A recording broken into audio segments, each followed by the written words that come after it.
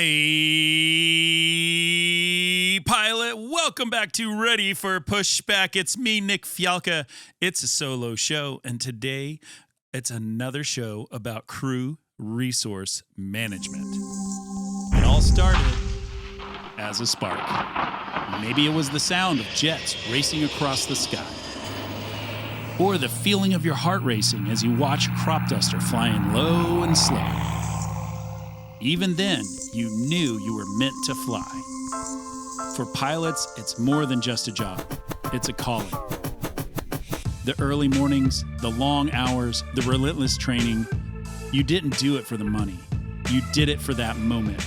That moment when the wheels lift off and the earth falls away beneath you. But flying is just the beginning. The journey to your dream job takes more than just skill in the sky. It takes strategy on the ground and a lifetime of learning.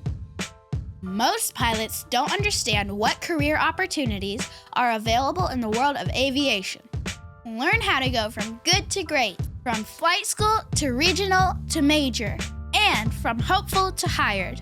Whether you're sharpening your skills, building your resume, or preparing for that big interview, this is where pilots come to level up. Let's get ready for Pushback. Here's your host and my dad, Nick Fialka. I just got back from a flight with a new first officer that I had never flown with, and we got paired together on a reserve line. And the first leg was one out from Atlanta to San Diego, and it was super perfect. Beautiful day, beautiful flying. And I got to San Diego and had about 20-something hours there. And so what did I do? I made my way down to a local cigar shop in the gas lamp district and put a little post on LinkedIn inviting anybody out that read it that had some time to come and hang out with me. And by goodness, we had an awesome group of dudes come out and spend the afternoon, drank a cold beer, smoked a good cigar, had a good conversation. Shout out to my friend Jim McClung, who also came out. He is one of the leaders of RTAG, the Rotary to Air group, and he flies for American and just happened to have an overnight in San Diego at the same time. So he moseyed on out and spent time talking about the RTAG convention and all the exciting things that are coming up. We had an awesome time. Follow on to that, the next day was a pretty long day. We flew from San Diego to Atlanta. Then we had a 3-hour sit in Atlanta. Anybody that's ever had like a 3-hour sit between flights, you know you can get kind of like tired from just sitting and not doing anything. And as would happen, the next leg was from Atlanta to Jacksonville. And man, those 3 hours just kind of wrecked things because the weather got bad in between Atlanta and Jacksonville, big storms, lots of lightning, and we made our way through that short flight, like, I don't know, it's like 48 minutes or something like that, down to Jacksonville. We landed, and now it was dark, and we boarded the plane, and we had a lot of lightning close to the field. And as we were getting ready to push back, the winds started changing. And then after the winds started changing, they started issuing wind shear alerts. And if you have never flown a plane around wind shear, good on you, because you shouldn't. You should never, ever fly through wind shear. It's very dangerous. And, you know, you'll get, there's some where you'll get a little, plus or minus 5 or 10 knots. But man, once it starts getting plus or minus 20, 25, 30, 45 knots or more, things get real dangerous really fast. And so we pushed back, and the wind shear, we just waited. That's the one thing you can do. You can delay departing, and that's what we did. You could also try to choose a different runway. You could, if you chose to take off, you could also choose your power settings if you wanted to. Usually they give you a derated takeoff thrust, which uses a partial amount of the thrust of the engines instead of the full thrust. And that helps save the lifespan of the engine. But You can always bump up that thrust to max thrust for the takeoff. However, it just wasn't the case. And then the winds started to chill out. They slowed down and we were going to be good to go, except for, man, there was just this big red cell right next to the airport. And my first officer looks over at me and he says, "Hey man, I don't feel comfortable taking off in this kind of weather." And I was super impressed because he didn't know me. And here we were in this jet, and he's looking at me and saying, "I'm not comfortable."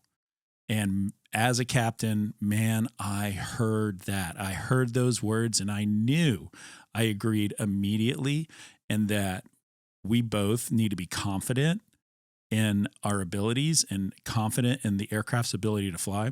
And I really, really appreciated him being able to step forward and say that that was not going to work for us today. And that is a beautiful use of crew resource management. And because he said that, I mean, it took us another 50 minutes before that cell kind of moved on. And then we decided we were not going to be the first guinea pigs. And there was another flight from another airline that took off and made it out and didn't have any problems. And that kind of gave us that warm fuzzy that it was going to be okay, and it certainly was. But I want to dive down a little bit on that crew resource management, because he doesn't know me. He doesn't know I have a podcast. He doesn't know anything about any of that. And I just want you to think about how difficult it's got to be to say that you don't feel comfortable with something when somebody else is sitting right there. I hadn't said anything good or bad about wanting to depart. And there were a lot of external factors that were starting to add up, because we were getting really close to our Part 117 duty day limits. And it was 13-hour day. The limit was 13 hours, and we were pushing right about 12 hours, and it was going to be really close. And so there was that pressure on the go home leg, on the go home day, to want to take off. And he did not have get-home-itis. And I love that, because there are a lot of external pressures that are put on you as a pilot. And what you've got to do is make a clear call and have a conversation with that person sitting beside you to let them know how you feel and where your limit is. And it really is on you to be a competent member of the crew. And you have to be able to say the hard things. You have to be able to stand up for yourself and what you know is right and what you know is safe. And if you are, you're going to be successful at that. And that's going to be a really fantastic opportunity for you to have a conversation with somebody that helps them understand themselves.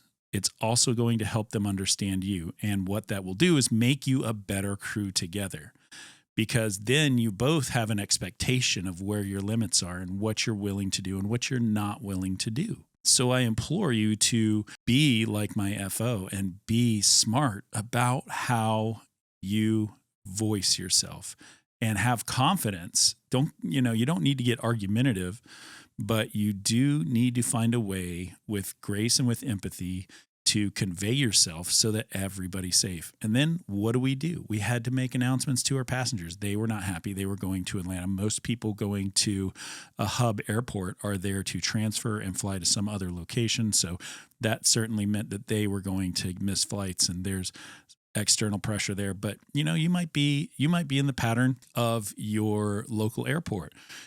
You might have crosswinds that are too great, that you're not super confident on your crosswind landings.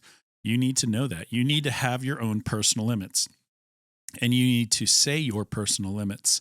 That way you don't push yourself past this point of your capability, because when you do push yourself past the point of capability, that's when you get into a hot spot. That's when you get into a place where a regretful thing could happen, and then you're looking back wishing that you had made another decision. So I want to encourage that. Do the things that you need to do. Understand your personal limits and say them out loud. Let the person next to you know where your personal limits are. If somebody's saying it to you, you need to listen. You need to be aware and empathetic to their position. And when you do, you're going to be a stronger crew and you're going to have a better experience. And that is going to make you a better pilot. And that's probably all I got to say today. I appreciate you listening, and I'll see you on Monday. Hey, pilot, before you go, make sure that you take a quick second, like and subscribe to the podcast. If you are watching on YouTube, thank you so much. If you're listening on one of the podcast streaming services, you guys are the best. So please like it, subscribe to it. You have a chance, write a quick review. Tell somebody else why this show is awesome.